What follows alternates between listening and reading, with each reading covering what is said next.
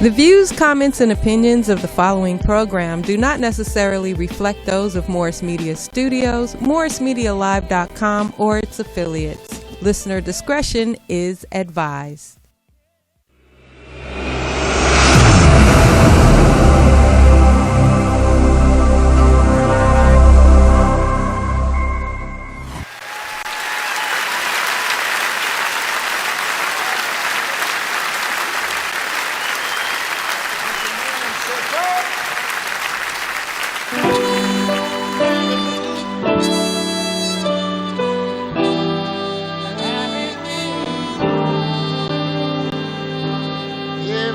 I sing this song.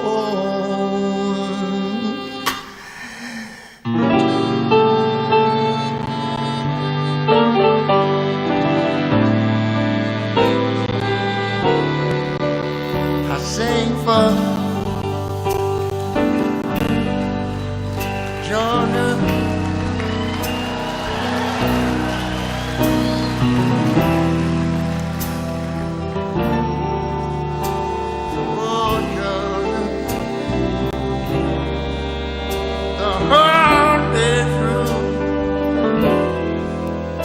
This whole street song keep Georgia on my mind.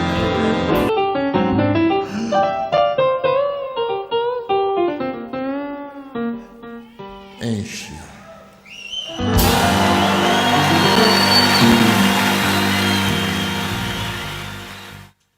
Good day, beloved. Blessings be upon you. This is Faith Without Borders. I am your host, Pastor Kelvin Sauls, and it is a joy for me to be with you this day. Here at Faith Without Borders, our mission is to employ thought-provoking dialogue and deploy solutions-driven conversation to engage in the education and mobilization of multiracial and multireligious transnational movements for social equity and planetary liberation globally. And so we focus here from a faith perspective on issues affecting communities locally here in Los Angeles, in the state of California, nationally in the United States, as well as internationally, globally. That's why we roll with being global here at Faith Without Borders. It is indeed good to see you as we make our way through the month of November. You and I know that still much going on around the recent elections in the United States. And so we're going to dig a little deeper into that today and also zoom in and focus in on what's going on in Georgia. That's why we started with the legendary, Ray Charles singing Georgia on My Mind, because Georgia has been on our minds. We just finished, the audit of the presidential, count, because apparently, as these elections are being disputed, they only dispute how the count has been for the presidential elections, but, all other, candidates down ballot and issues down ballot, apparently all that's correct, and those ballots, are valid. But the challenge that we are seeing to this democracy right now, and to the very essence of the democracy, which is the electoral process, has been exclusively, on what's going on with the presidential, elections. And so that selective focus, of course, is, keeping our attention, even though we should have been in transition right now. Clearly, the occupant at 1600 Pennsylvania Avenue has chosen a path of stagnation as well as deception. But, truth be told, we are in transition. Whether he gets it or not, wakes up to it or not, whether his followers, his minions, as well as the party that he's a part of, finally accept what's going on, I hope that they will realize just the distraction, deception that this, is causing the country, and it is costing lives. It is the Reverend Dr. Martin Luther King Jr. who said that it is possible in history to be too late with the right answers. Well, we hope that, the realization of what has happened on Election Day in the United States will reach the eyes, ears, and heart and spirit, of the outgoing President of the United States of America, so that, when January the 20th comes and the clock strikes at 12 noon, that he will need to decide, where he's heading to, whether he's heading to New York, where the Manhattan District Attorney awaits him and the Attorney General of New York awaits him, or whether he's heading to Florida. But wherever he goes, he will probably not be able to escape what awaits him legally, beyond 12 noon on January the 20th. But, Georgia is what's happening right now. That is our focus. And we'll also spend some time later on talking about just the surge, in what's happening around the impact of COVID-19 and just the spike that we are seeing. We are over 250,000 deaths right now in the United States, as well as, the infection rate that continues to climb. I went to get tested again yesterday so that I can make sure that I stay, on top of what I need to be doing. And then, of course, we are going to be encouraging folk to continue to practice the 3 W's, and we'll talk about that a little later on. But, Georgia is on our mind. And as I mentioned earlier on, that we will be looking at the a way to just kind of focus on what's happening, with Georgia, and see, how we can, connect with it and continue to, work, our way through what's going on, in Georgia. We will be joined in a few minutes by my guest, the Reverend Dr. Monte Norwood. He's a native Atlantan, born and raised, in Atlanta. He is the senior pastor at Bible Way Ministries International. He is a social gospel prophetic preacher and also a professor in theology at the Beulah Heights University. So glad that he's able to join us to talk with us as a native, from, Georgia, 1. 2, to talk to us as a pastor, or pastors, one of the community-focused congregations in Atlanta, Georgia, as a prophetic pastor, as a progressive pastor. Also speak to us as one who is very, very active in that community and understands, the ins and outs of what's happening in Atlanta, but also in Georgia as a whole, and also a theologian.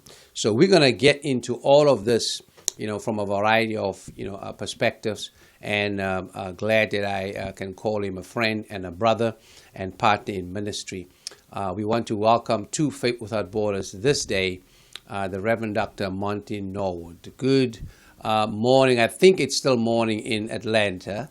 I always try to keep up with all these, different time zones, man.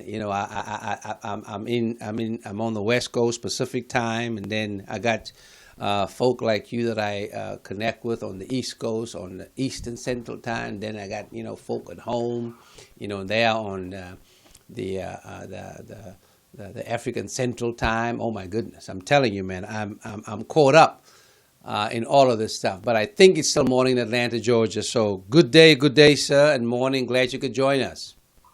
Sawubona. Yeah, Kunjani. Ita. That's it, man. So good to see you, man. And Yahamba kukayenkwen kos. yeah, we are indeed marching in the light of In the God, light my of God. brother. Yes, Amen. sir. It's just after 12 o'clock noon Eastern. All So right. Hey, okay. you're Uh, 3 hours behind us. But thank yeah, God for you. Good morning. It's good to yeah. be here with you, my brother. Great, man. I hope your Sunday is going spectacular. And Yeah. I want to just take this note of saying congratulations to you on your Thank you, sir. recent marriage. And Thank you, just sir. know that we celebrate that. Happy for you and continue to be in prayer, for you and Sister Norwood and the Thank you. entire Thank you. Thank family, you. those three beautiful children that you have. Grown Yes. now. I mean, they adults now, Yeah. and so please extend love to everybody and to the church that I enjoy going to when I'm in Atlanta. That's Bible Way, International Ministries. And also, please greet the Absolutely. apostle and the bishop for us, as he continues to stay on the battlefield. Absolutely. By all Uh, means. We'll do. It's how's good to be with you. Good to Yeah, be with man. you. How's the family going? How's everything rolling over there? Everything's going well. The oldest son graduated from law school now going on 2 years ago, and he is an assistant district attorney with Fulton County My goodness. here. And the middle son is an educator and a minister of music and a writer, producer, recording artist. And the daughter, whom you've had a hand Yeah. in nurturing, is still a wellness coach and doing well. Oh And man. my wife, as you mentioned, the recent nuptials, Wanda, is tuned in, so she's a part of this as well this morning. So we're doing well. Oh, What about great. you and your family? What What? about my South African family? I cannot wait to get back there.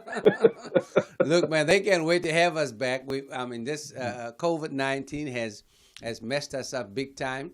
I was scheduled to be in South Africa, actually earlier this month, with Hmm. a team as part of the Africana Encounters, that I do, but we had to postpone that. The fellowship I was a part of, we were supposed to be in South Africa earlier this year. That had to be postponed. And so, man, we're looking at, trying to see how we can get back there. But everybody is doing well.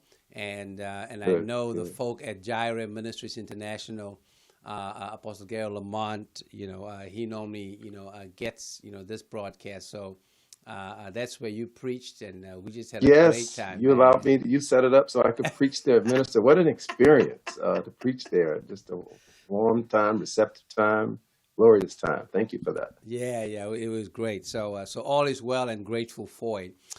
Listen, man, we've been in this, you know, uh, uh, unprecedented year, but also, the unprecedented elections, that we're in right now and continue to go. And Hmm. I said as part of my intro that even though Hmm. we are in transition, Hmm.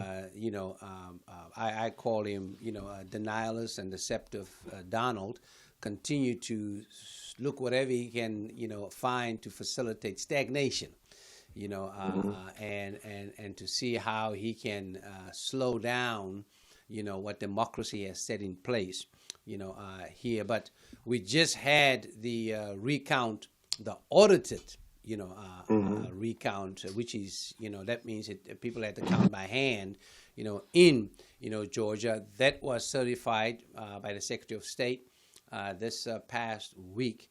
How are people feeling about this, and what's your sense around what's happening now that that's done, and we're beginning now to focus in on these two Senate races that we'll talk about in a few minutes. But just, I know it must have had, a lot of folk on edge, just hold this whole question, will my vote count, around that. Just give us a sense of what's happening on the ground. So Georgia is a microcosm of the nation. We are very divided. Of course, we are now headed for a third recount of the presidential vote because Republicans control Georgia state government, the Secretary of State, and we just had a hand by hand recount of Mm-hmm. all 159 counties. We have an excessive amount of counties, and so I don't know the actual amount of expense that went into it, but President-elect Biden, Vice President-elect Kamala Harris won the initial vote. They've won the recount. The recount did not change the tally of the total by much, and now it has triggered the sitting president's ability to ask for a computerized recount. So by the end of this, he will have lost more times than the University of Alabama has lost football games in the last couple of decades. He will lose again. But we're divided. It was a narrow victory that Georgia went blue for the first time since '92 with Clinton. And I'm happy to say that the clergy, faith community, Stacey Abrams, and a number of people coalesced and came together to make sure we got out the vote, that the more than 500,000 people who didn't vote last time, many of them were part of the newly registered 800,000 voters who helped to turn this state blue. But the divide is deep and it's bitter.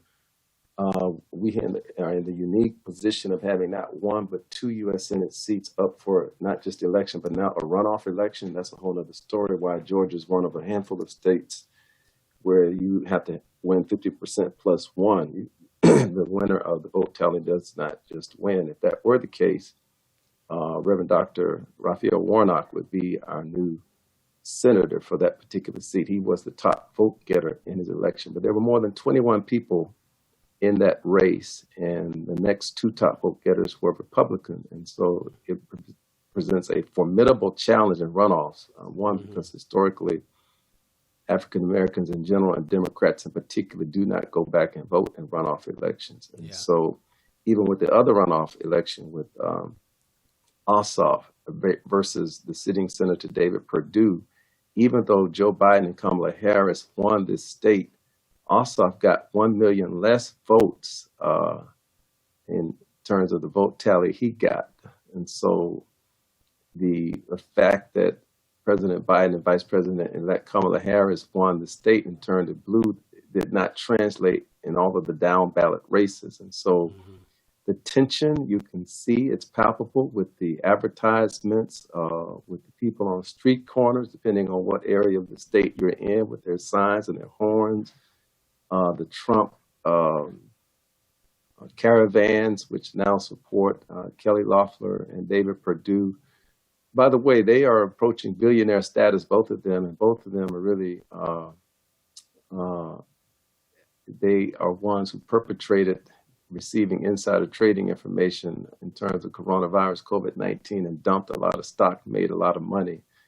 And so that's a part of the tension in the state, that it does not, unfortunately and tragically, seem to matter to enough people, that they are implicit in the number of deaths, now more than 260,000 in this nation, more than 10 million cases, more than 800,000 cases here in Georgia alone, when the numbers are spiking. And so on the ground, it is tense. We are aware, we are engaged, the clergy community, the faith community, the grassroots. We are continuing to coalesce with any and every group that's on the side of righteousness, on the side of moving this state forward, moving this nation forward. We have much at stake in this state. We have not accepted the expansion of Medicare and Medicaid. So over 500,000 people do not have access to health care at all, or adequate health care. Our system is squeezed here. Our medical system is squeezed. And of course, as you know, at a national level, the control of the Senate is at stake. And we need to take down the Grim Reaper. That is the name that Mitch McConnell has self-identified with, has given himself that name, because when any progressive legislation comes to the United States Senate, he pronounces himself as the Grim Reaper, the place and the person where it comes to die. So a lot going on, a lot of tension. It's palpable, and we're trying to engage like never before because of those factors in terms of African Americans in general and Democrats in particular not having a good history of coming back to vote in runoff elections as opposed to conservatives and Republicans. Yeah, thanks for that. I mean, you've really basically outlined what I wanted for us to talk about, today. Let me start off, by the momentum, from the historic win by President-elect Biden and Vice President-elect Harris, turning Georgia blue. What impact does that have? Does it bring momentum for those who are on the side of righteousness, who seek to move the state forward, who are about lifting up the integrity of democracy in Georgia? Does that provide momentum? Probably on both sides, but kind of how do you interpret this the win right now that Georgia has turned blue? I think it's galvanized the opposition, that it has galvanized Republicans and conservatives who are known to come back out and vote in runoff elections. I think in regard to Democrats, progressives, independents, it remains to be seen. It is potential momentum.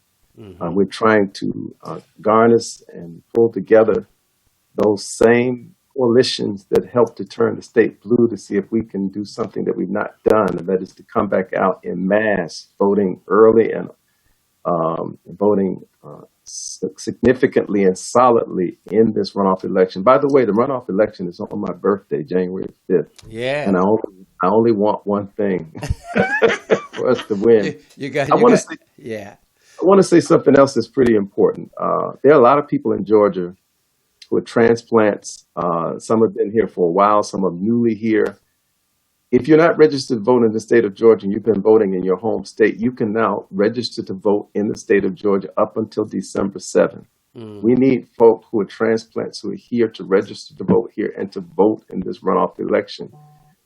We have a member of our congregation who shared something that really got my attention, that she was so irritated with members of her family. She described them as trifling for not registering to vote or to even do an absentee ballot, to take any modality and methodology to vote, that she is making sure that they order absentee ballots and that those ballots get filled out and returned. So however we need to do it, we've got to register to vote. We've got to actually execute the vote, whether it's early voting, absentee ballot, or in person on Tuesday, January 5th. We've got to vote. Yeah, you mentioned also a very important piece that I think that, we probably, in California might not be, that aware of, and that is that, in a runoff, you basically you have to re-register, it seems like it, and you're telling us that the deadline for registration is December the 7th. Yes, correct. Right. And to then encourage folks to do absentee, because then you can just complete it and turn it right back, so that you don't get, challenged by whether it's the postal service, or whether it's, intimidation going out, to vote, or inclement weather, because, I mean, we're in the wintertime, over there, and that can also be a challenge, especially for elderly, voters, in terms of that. So we'll mention that again before we, close out, that the day you can register in Georgia up until December the 7th as well, and also to let our transplants know. So we will let folk, who have family and friends who just relocated to Georgia, to kind of let them know that, around that. Let's zoom in a little bit, about the role of Stacey Abrams, and then I want to get into these candidates. Clearly, we celebrate, the role that black women played, in this election, and in a lot of elections. I mean, what I call it is, the backs of black women are the bridges that we walk on towards freedom, towards liberation. In this case, Stacey Abrams turning Georgia blue. Just a tremendous, impact that she has had. Talk a little bit about, how, her organization that she started, after, she was cheated out of the gubernatorial race in, Georgia, just the impact of her leadership.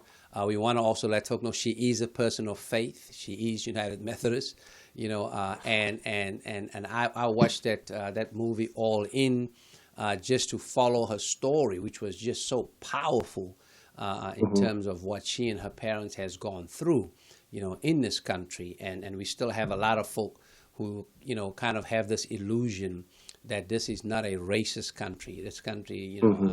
is not trying to feast on the carcasses of you know of racism, that has happened, continue to happen, around. I just watch that documentary All In, Hmm. and Hmm. you'll see that. But tell us a little bit about her impact and the role that she's playing now um, um, for this runoff race.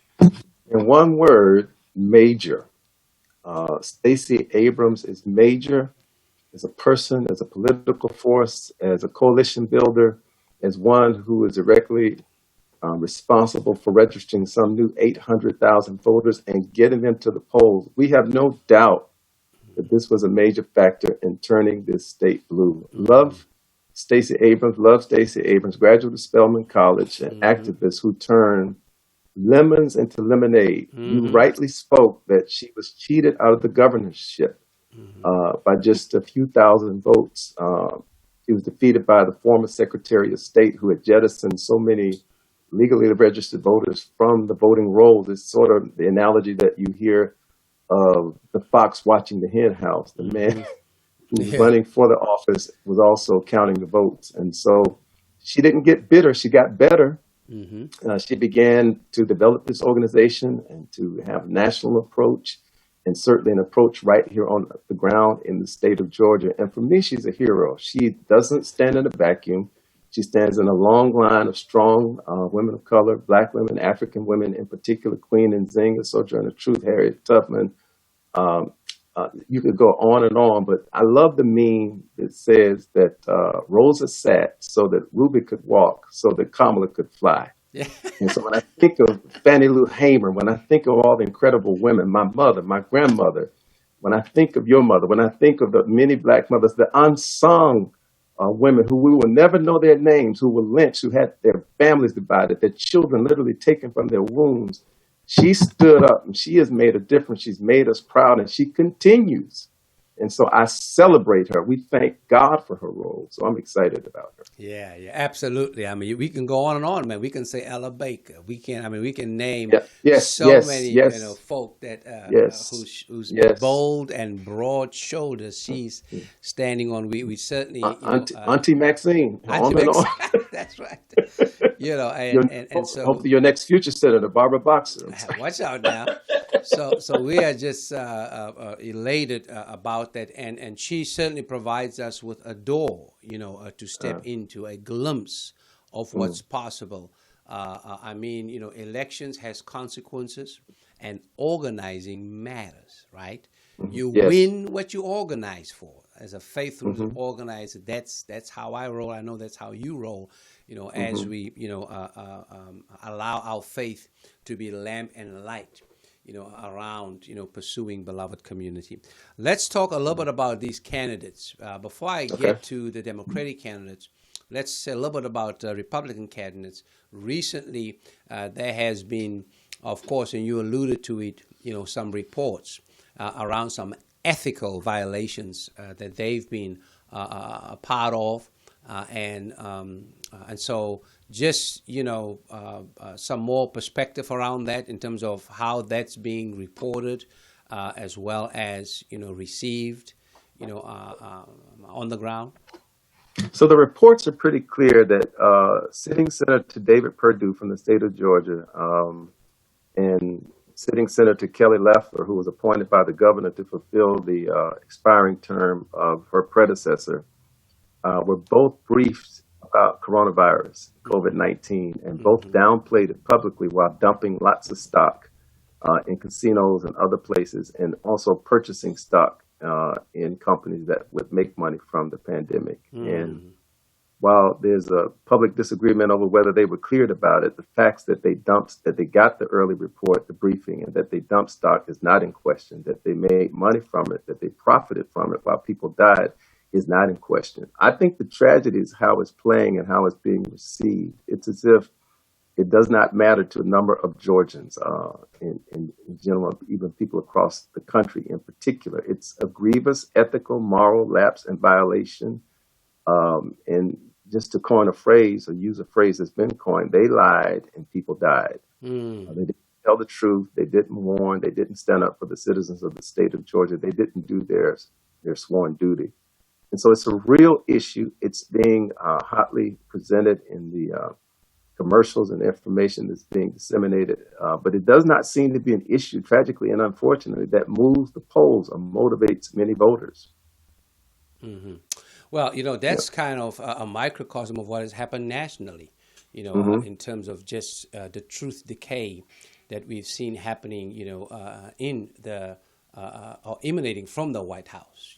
Just this culture of deception. It reminds me of the book called, People of the Lie. That this country really has been infected with and affected by the deception, right, that has emanated from 1600 Pennsylvania Avenue and continue to do so, and those who join into, this, this deception and the truth decay that's going on. So basically, I think what you are saying is that truth, right, is on the ballot, in this runoff, and how and truth, of course, is the foundation, right, of any a democracy in terms of its integrity, transparency, and how people are being held accountable, around that. And that continues. I think that's going to be something that's going to probably be with us for a while. And I also think we need to mention that. That is just this whole thing about they lied and others died. On the one hand, they denied the impact of COVID-19, yet they made money from it. Around that. That's just so how white supremacy works, right? It's basically running around. You don't want to wear your mask, but you already have a mask on, and we know what that mask is. It's a white hoodie, that's just invisible in terms of that. What's the? This whole thing about people denying, identity politics, yet white folk, have been running with identity politics, since the Red Holocaust, in terms of the state, the stealing of land from our First Nations, the Black Holocaust, in terms of what happened at the beginning before, but then landed here at 1619 around the slave trade, and the ongoing othering, you see, of others. It's almost like saying, we nobody else can do this, but we can do it because of we are. That is just insidious. That is just appalling, and it seems as if that's playing out on the ground in Georgia as well. Yeah, it is. I'm glad you named it, the demon of white supremacy. We got to call it out. We got to name it. We got to not evade it or ignore it or downplay it. I think white hegemony is the single most compelling factor for people who hear truth and who will vote against their own self-interest and the destruction of others. It is the red states or places that were most conservative that refused to heed the warning to do something as basic and simple as wear a face covering, where the numbers are spiking even greater. And some of the most poor places in this nation, Kentucky and Mississippi, where people continue to vote against their own self-interest. And I think we've got to call out the demon of white supremacy, white hegemony, of control, of race identity politics. That is really the ultimate responsibility for this. When you begin to talk about the church and you talk about the mainline evangelical church, nothing they say theologically, morally, ethically holds water. This is about the demon of white supremacy. I think we've got to call it out. We've got to lift it up. We've got to expose it. And we've got to get people to respond to their higher angels, to a higher ethic. For us as believers, as members of the family of God, we believe it's to care for the least of these, all of God's people, to love our neighbors, we love ourselves. to have the horizontal beam of the cross, not just the vertical beam, claiming you love God whom you've never seen, and you treat people with contempt that you see every day. So, I mean, it's particularly disturbing because we see, again, it played out, as you said, in the nation in general, but here in this microcosm in Georgia, we see it also glaringly in particular. So it's something that gets me going, something that I call out.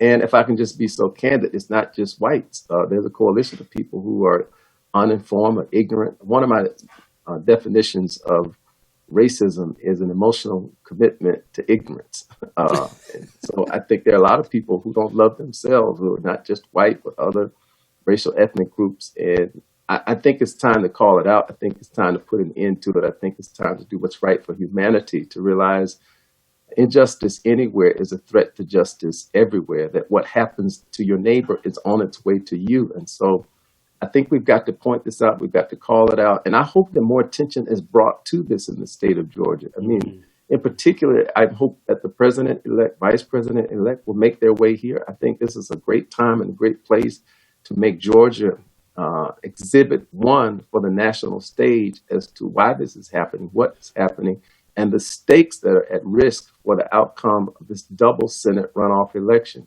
I think this is the time, this is the place. And we've not seen a lot of outsiders coming to the state, but when people ask the question, how can they help? We know that politics is the mother's milk, rather money is the mother's milk of politics, but we need people with national microphones and scope to try to have impact, to raise the case, to raise the stakes in different ways that may speak to people in different ways and get their heart, get their attention, so that we have a blue wave on January 5th here as well. Absolutely. You remind me of a quote by Lyndon B. Johnson. He was once asked why poor white Republicans repeatedly vote against their own best interest. And this was his response. If you can convince the lowest white man he's better than the best colored man, he won't know you picking his pocket. Hell, give him someone to look down on, and he will empty his pockets for you. That was LBJ. Absolutely, absolutely. You couldn't have brought it at a better place with emphasis, emphatically. I would agree with that. Yes, because I mean the disparities, in Georgia is just astounding. Around that. Let's move to the Democratic candidates. If you can tell us, a little bit about us, and I want us to zoom in on, Reverend Warnock, of course, our colleague, who is, right now the senior pastor at the historic Ebenezer, Baptist Church. Not just that, but has done just tremendous work as a community organizer, activist, as well as a theologian, in the work that he has done both locally, statewide, and nationally in so many different ways. Tell us a little bit about those two candidates, those Democratic candidates. Sure. John Ossoff for one of the seats. His opponent is the sitting Senator Perdue, and then the Reverend Dr. Pastor Raphael Warnock. They both are known. They both are not Johnny-come-latelys. They've shown up to the fight. They've shown up to the struggle. One of the tacks that Kelly Loeffler, Pastor Warnock's opponent, has taken is to rehash the whole attack against Black liberation theology, playing ads that contain Reverend Dr. Jeremiah Wright's pronouncements and his prophetic sermons against the American state, and to link Reverend Dr. Raphael Warnock with those, as well as in his own language, going back to his time as a youth pastor at Abyssinia Baptist Church when they planned and hosted Fidel Castro. So just attacking him on a number of fronts. And the question has been, will we just sit and allow this, or will we raise the fact that when the last confirmation hearing for the most recent Supreme Court Justice Amy Coney Barrett went forth, people said her religion, her faith is off the table. And so clearly here they are attacking Black liberation theology. They're attacking the Black church. They're taking things out of context. And so far the attack from the Warnock camp has been just to ignore it, to simply portray him as one who is common sense in terms of his responses directly to those ads. But we are enthusiastically supporting both of these candidates. John Ossoff and Raphael Warnock. We believe that they have the pulse of Georgians. They have a pulse for change and what makes a difference for healthcare, which is one of the number one issues here, education, economics, that they will support policies of the new administration and policies that definitely underscore our need to care for the least of these. And so I am enthusiastic, two thumbs way up. I have met them both, interacted with them both, and I'm trying to, expose them in terms of their appeal and beyond this media rash, this media lash against them. Sometimes it's called white lash. Mm-hmm. Yeah, yeah. Things are taken out of context, and it's really a personal attack. These dog whistles, the same kind of rhetoric and tactics that you've seen from the outgoing resident of the White House, you see here on the ground in the state of Georgia, because both of these sitting Senate candidates, David Perdue and Kelly Loeffler, have linked themselves as 100% supporters of the sitting outgoing resident of the White House. As a matter of fact, Kelly Loeffler, to win her race over her her nearest Republican opponent, Doug Collins, called herself to the right of Attila the Hun. So, I mean, this is the kind of rhetoric and language here that they proudly have supported and voted with outgoing resident of the White House 100% of the time. So the distinctions and the contrast are stark. But again, it does not move the needle significantly enough or change the hearts of people. And I think that quote that you just gave a few minutes ago is so important and apropos to help us really understand what's going on. That's why we've got to pray, we've got to fight, we've got to bring in other voices, we've got to address this and attack this in every possible way that we can. Certainly, we have to pray with opened eyes. We have to, pray with activated feet, right? And we have to pray, Amen. with hands ready to, make sure we register to vote, by December the 7th. Get our ballots complete, that ballot and get it back, as an absentee ballot ASAP. I know the campaign, made a choice and a decision not to talk about liberation theology. The two of us are theologians. We are black theologians. We are black liberation theologians, unapologetically. Let's, just spend maybe, a little bit about that. I really appreciate your definition, of racism. Give us, as a black pastor, we both have studied, James Cone, the father of black, liberation theology. Both of us have studied, a liberation theology that emanated from South America. For me, as a South African, I've lived, the synergy between, liberation theology and black theology as I've, sat at the feet of the Desmond Tutus, the Ellen Busak, the Jerry Musalas, et cetera, et cetera. And that certainly has informed how we do theology and how we, make sure that we put the Christ back into Christian, right? The liberative Christ back into Christian, around that. Just, share for somebody who might not know anything about liberation theology. What is it? Sure. So you rightly stated that Black liberation theology is an offshoot of liberation theology, which originated in Central America, and James Cone is unequivocally considered the father. And by the way, Reverend Dr. Pastor Raphael Warnock is a student of James Cone, a favorite student, so much so that James Cone identified him to perform his eulogy. And so the connection and the tie is very well known and established. But Black theology or Black liberation theology simply refers to a theological perspective which, again, originated among African-American seminarians and scholars. James H. Cone, an ordained minister in the African Methodist Episcopal Church, the greatest voice there, and in some Black churches here in the United States and later in other parts of the world. And so for me, the heart of it is Jesus's inaugural message, where he's quoting from Isaiah chapter 61. And in that message recorded in Luke chapter 4, he simply says that the Spirit of the Lord is upon me, for he has anointed me to bring good news to the poor. Yeah. He has sent me to proclaim that captives will be released, that the blind will see, that the oppressed will be set free, and that the time of the Lord's favor has come. And Jesus was not just an articulator of this, but a demonstrator of this, because he rolls up the scroll from which he was reading Isaiah 61. He says, today, Today. this is being fulfilled in your presence. And so I think it's the gauntlet.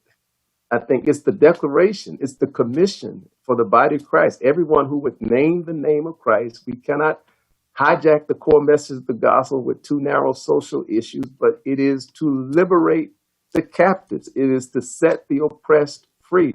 The agenda is in the words that Jesus quoted. It is to bring good news, not just in word, but in deed to the poor. And so for me, Black liberation theology is just the articulation of this, the theological underpinning of the words that Jesus has spoken. Yeah. Clearly that. Yeah, and really, I mean, that is a platform, a faith-rooted political platform, So this whole thing about, we as people of faith not being political, folk need to, check out, the politics of Jesus. He was born in a particular time, in a particular place, with a particular people, and out of that, became, as you say, the articulation, but also the demonstration of what good news is all about. And if you look at, that text, both in Luke chapter 4 and in Isaiah 61, it basically talks about, how faith, how salvation is holistic. It touches every aspect of our lives. It ain't just about the soul. It ain't just about the spirit.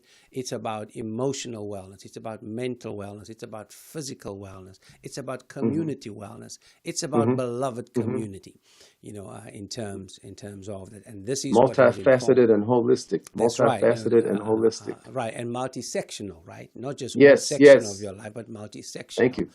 In terms of that, and so I think it's important for us as pastors and theologians to help folk understand this very aspect of what Black theology, what liberation theology is all about.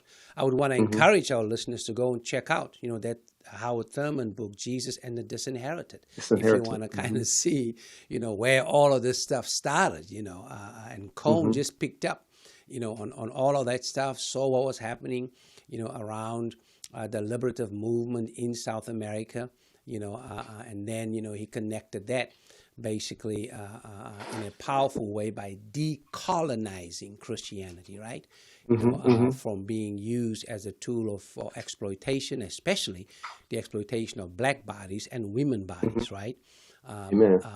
To basically being, a tool for liberation, not just of Black bodies, not just of women bodies, but of all bodies. But you start with the least of these. That's our point of departure, Yes, it is. in terms of that. And so that's just critical, I think, for us to lift up and to mention, as we move, forward.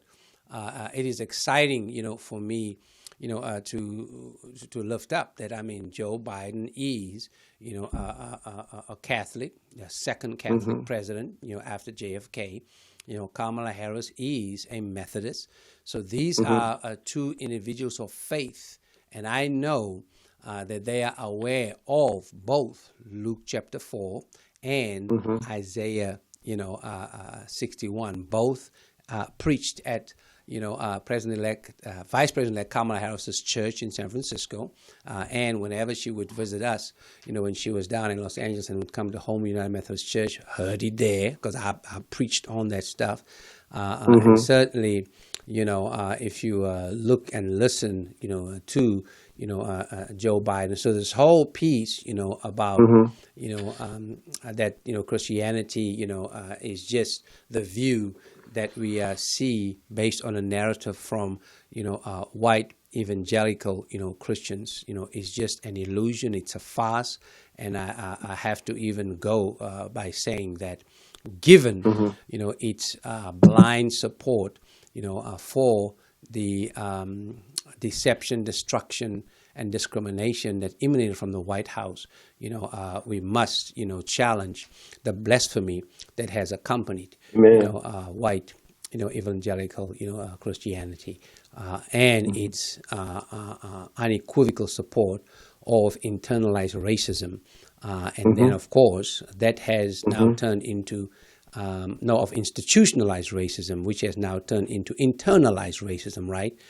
Because we have a lot of black, evangelical pastors that have gone on to that bandwagon and not even realizing that it's heading for a cliff, as we... Well spoken, well said. I totally agree with you. Very articulate. Let's talk a little bit as we move to closure, Pastor Norwood, around what can we do, from around the country to undergird and support, Georgians. I know that I'm part of, several groups that are raising funds, for Stacey Adams, our organization, to make sure that we get more folk registered by December the 7th, and we get those folk out, to vote. But any other practical, aside from praying, right, but other practical and impactful things, actions that we can engage in, as we make our way towards January the 5th? There are going to be a number of pushes to have rallies, and I want to encourage people from outside the state who have friends and loved ones and family in the state to really encourage them, engage them about how important this is, not just for Georgians, but for the country and for the world, really. I don't think it's hyperbole, really, to say that so much is at stake. To have a new presidential administration, President-elect Biden, Vice President-elect Kamala Harris is one thing, but to have obstruction in Congress. If you remember when Barack Obama was elected, Mitch McConnell said his number one job was to make him a one-term president. That same person and spirit right now control the Senate. And so we have an opportunity to change that, to make it possible for this new incoming presidential administration to really do what is in the best interest of this nation and of the world. The Senate is split. If we're able to flip these two Georgia Senate races, the Senate will be 50-50 with the deciding vote cast by Vice President Kamala Harris. And so I think money always, I'm glad to hear you talk about raising funds and contributing to groups here. I made that quote earlier that money is the mother's milk of politics. It helps advertising go further, helps us to reach people who might not have other been reached, to do some convincing. But reaching out to people and some people volunteered to show up at rallies and to volunteer with campaigns. I think that's appropriate, needed, and we can't have too much of that. But I think this is not an isolated case, that all hands are on deck, no matter where you are in the nation or the world. We can use the help and the assistance, and I welcome it. We are partnering with others that we are aware of in the community. We're lifting this up in our Bible study. We're trying to get a consciousness movement, phone banks going in our congregation. Our campus is a polling site. We're trying to join every effort to canvass and to engage voters and potential voters that we can. And so I welcome the assistance from anybody, because everybody can do something and not just pray. We ought to pray like a people of action, but then we get up off of our knees and we act like a people of prayer. We do what God has empowered us to do in our sphere of influence. Pray like a people of action and act like a people who pray. I like that. Yeah. Absolutely. So we have our marching orders. I mean, look, if Donald Trump can have supporters in Nigeria, right, who right now are interceding and fasting, you see, to turn the election around, certainly, we won't go into, what the mercenaries, so-called missionaries, but I call them mercenaries, has done. Mercenaries. So if that's the case, right, certainly, we people of righteousness, right, can raise our voices, lift every voice, if you will, and facilitate what's needed for such a time as this. It is about creating beloved community, not just in Georgia, but beloved community, in the United States. And indeed, for me, it is beloved community globally. The vision of beloved community, Dr. King is clear about. It is about facilitating, a community or communities for greater inclusivity, greater equality, and greater equity. On the other side, it is about, creating exclusivity, right? Facilitating inequity and perpetuating inequality by way of, saying that one group, has a sense of supremacy. In fact, in 2021, I'm practicing now, Pastor Norwood. I will not be using the word white supremacy anymore. I will be using the words white terror. Because I think we need to just name it what it is and stop giving white folk the illusion that they are superior. White terror it is, because it is white terror. That's the new word right now. We've got white to terror. Evict, white terror, because yes, it's bad for everyone that's not white, but most of all, it's also bad for black folk. Because white terror, white supremacy, robs white folk of their humanity. And that's why we see, what's happening, around us. Yeah. I affirm that because we often talk about global terrorism and we ignore national terrorism. And so I do speak of national terrorism, but I love the shift from white supremacy to white terror because it's articulate and it's expressive and it's true. So thank you for that.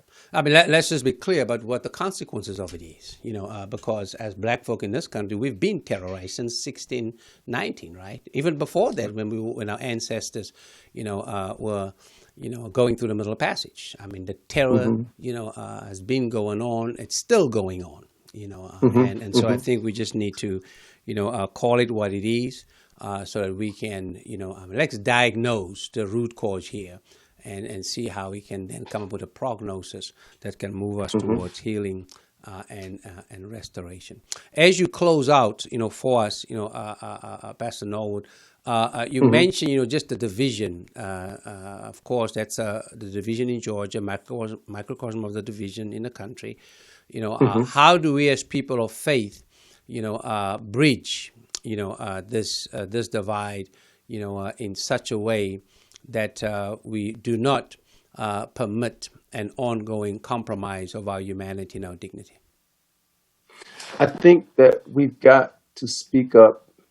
We've got to be clear. We've got to be articulate, and we've got to speak clearly from Scripture advocating the core message of the gospel, which we've shared earlier from Luke chapter 4, verse 18, that it's not just for one group of people. It's for all of God's people, those who name the name of Christ. Scripture is clear that the message and the core message of the gospel liberates and especially advocates for the least of these. And so I think we speak up, we build coalitions, and we don't stop trying. We don't stop knocking on doors. We continue to ask, we continue to seek, we continue to knock, and we're persistent where we do not stop. We're ongoing, where it's not just for a political season or for a particular election, but we recognize that this is an ongoing battle and that together with time, with the help of God, if God be for us, who can ever be against us? We will overcome. We will be victorious. Absolutely. Yeah, that's it. Thanks so much for joining us. It's always a joy for us to connect. And I know that we'll continue to connect, just to try and see how we can,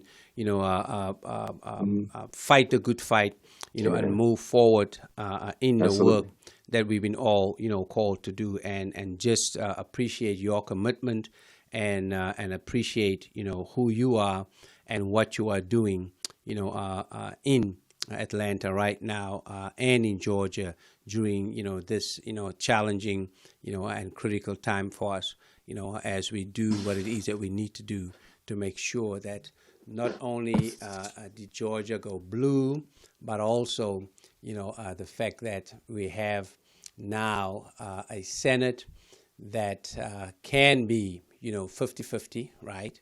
But not just that, but also now, whenever necessary, the person who will come, to, the Senate to break any tie is going to be none other, than Vice President-elect Kamala Harris, and that in itself just I hope that provides some momentum to our folk, as we move forward.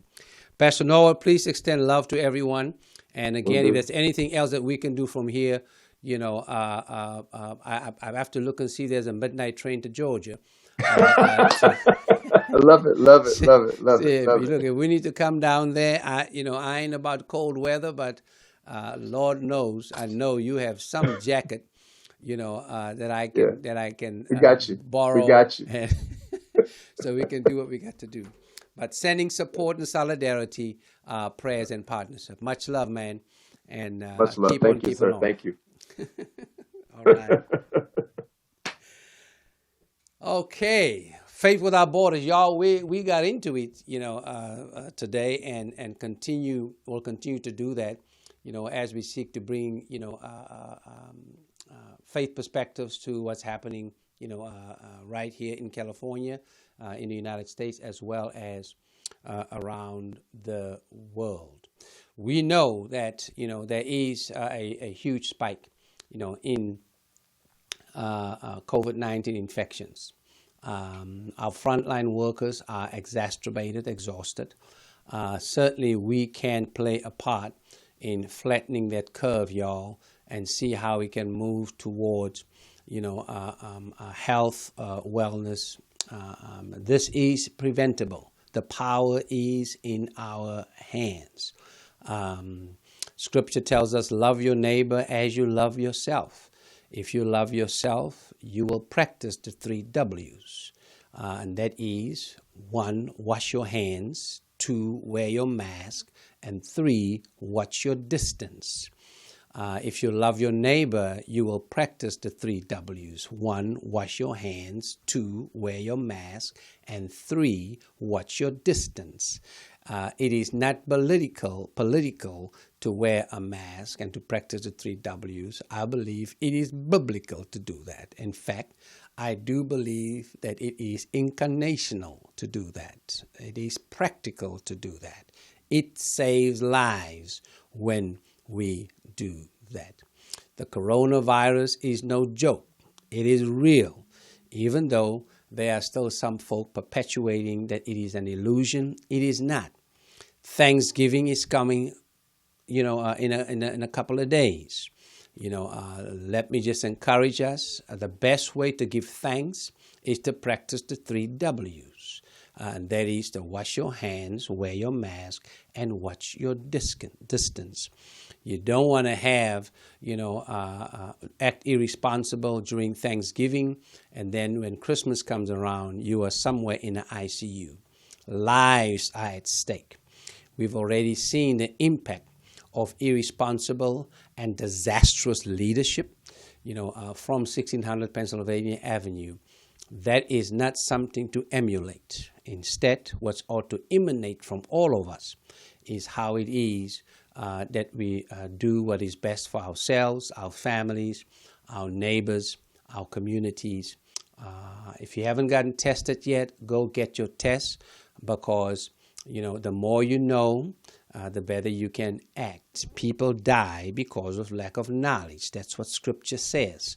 So let's just be real about this, y'all, and just do what it is that we can do.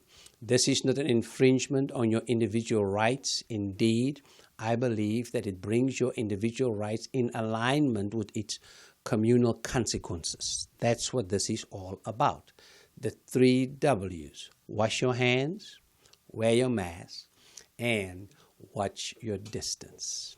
Through it all, we can still love ourselves and love our family, our friends, and our neighbors. Dougie Fresh is going to close us out today with that reminder, of how we can practice the 3 W's. We'll see you again. Have a beautiful and wonderful day, and we'll see you next week. Peace out. All of y'all out there, I got a couple of things I want to talk to y'all about.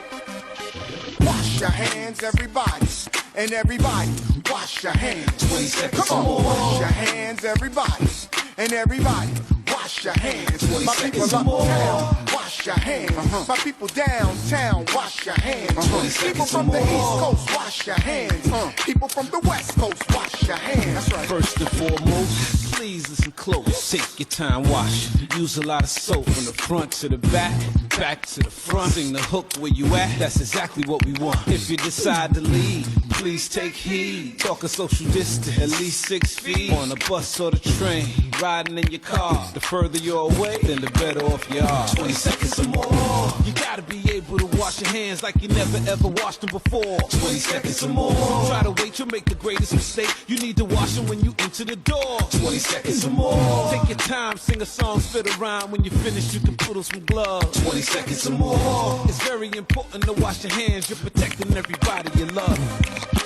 Wash your hands, everybody, and everybody, wash your hands. 20 seconds Come on, or more. wash your hands, everybody, and everybody, wash your hands. 20 People seconds from or the more. Midwest, wash your hands. Dirty South, wash your hands. 20 seconds People or more. overseas, wash your hands. And everybody, wash your hands. Now if you catch a little fever, shortness of breath, slight little cough, you feel it in your chest, you should call your doctor. Doctor know what's best. Don't go running to the hospital cause you could be a threat. The virus is contagious. Listen, they ain't playing. You ain't see the movie, yo, it's kinda like Contagion. Gotta wash hands thoroughly, even sanitize. Open up your eyes, we don't want this thing to rise. Coronavirus. Don't you get it? Can't you see? We are living in a state of emergency. So wash your hands, save a life, it's only right. And no matter what you're going through, together we can make it right. Come on! Wash your hands, everybody, and everybody, wash your hands. 20 seconds Come on, or more. wash your hands, everybody, and everybody, wash your hands. 20 My people seconds or more. uptown, wash your hands. My people downtown, wash your hands. 20 People seconds from or the East more. Coast, wash your hands. People from the West Coast, wash your hands. That's right. Epidemic, pandemic, social distance, non-existent. Don't resist this, get gone in an instant. If you miss this, epidemic, pandemic, social distance, non-existent. Don't resist this, get gone in an instant. If you miss this, epidemic, pandemic, social distance, non-existent. Don't resist this, get gone in an instant. If you miss this,